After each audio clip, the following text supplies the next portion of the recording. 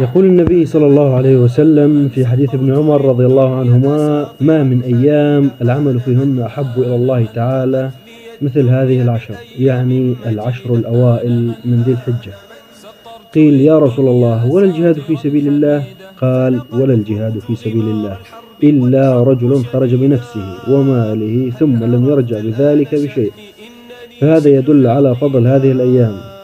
وكيف لا، والعزيز القوي قد أقسم فيهن إذ قال: والفجر وليال عشر. ولذلك يسن للمؤمن فيهن أن يكثر من الطاعات مثل التسبيح والصيام والزكاة.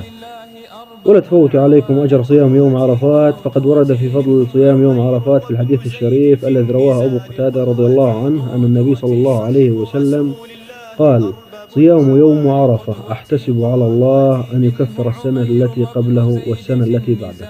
رواه مسلم. شارك تؤجر، فالدال على الخير كفاعله.